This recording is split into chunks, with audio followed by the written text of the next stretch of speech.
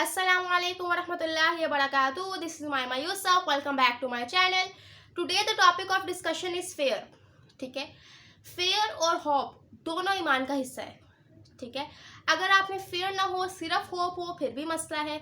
और अगर आपको अंदर बिल्कुल भी होप नहीं है और सिर्फ फेयर ही है, फिर भी बहुत मसला है. हमारे ईमान की पुख्तगी के लिए, अल्लाह ताला से बॉन्ड होने के लिए हमें दोनों चीज़ें बैलेंस ही होना बहुत ज़रूरी है. एक इमाम साहब फरमाते हैं कि ए इब्ने आदम, तुझे मालूम नहीं है कि तेरे कफन का कपड़ा इस वक्त मार्केट में मौजूद है. मेरे और आपके कफन का कपड़ा अभी तक मार्केट में मौजूद है.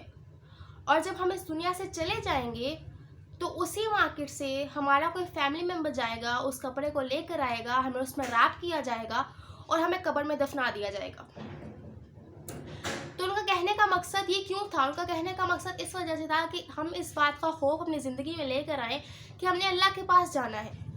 तो अल्लाह की हम नाफरमानी क्यों कर रहे हैं? ठीक है, अल्लाह को डिसओबे क्यों कर रहे हैं जब हमें पता है कि हमने अल्लाह के पास जाना है?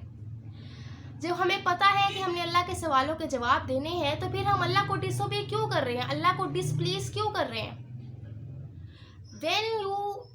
when you bow before your Rabb, when you ask before your Rabb, when you put your head down in the musalla in the fear of your Rabb, जब आप ये सोचते हैं कि मैंने सिर्फ अल्लाह को सबमिट करना है, किसी को नहीं, मेरी सबमिशन के हकदार सिर्फ मेरे अल्लाह हैं और कोई नहीं है, मुझ पे जो प्रेशर होगा वो सिर्फ अल्लाह का होगा और किसी का नहीं होगा.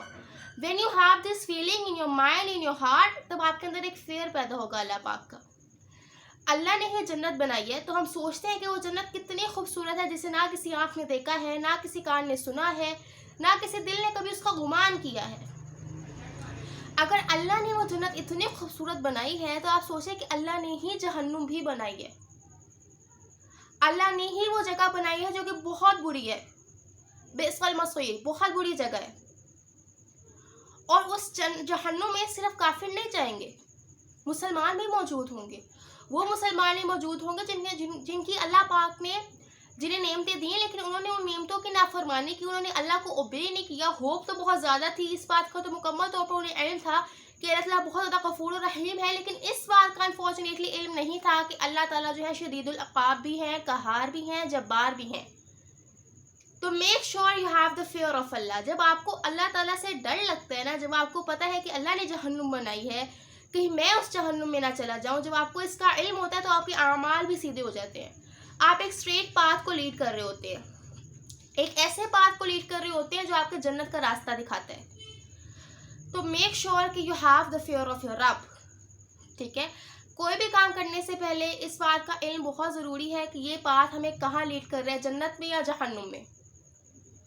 और जब आपको अल्लाह ताला का फेयर होता है ना, तो अल्लाह ताला हर काम आपका बहुत आसान कर देते हैं, बहुत आसानी से आप उसे टैकल कर पाते हैं. उसका सोल्यूशन अल्लाह ताला आपके माइंड में ऑटोमेटिकली डाल देते हैं. आपको सोचना नहीं पड़ता कि किस तरह ये होगा, अल्लाह खुद करवाएंगे आपसे वो काम. Just make sure you have the fear of your रब. This is it for this video. I really hope you like this video. Till then, remember me and my family in your prayers. This is Umayma Yusuf signing off. Allah Hafiz.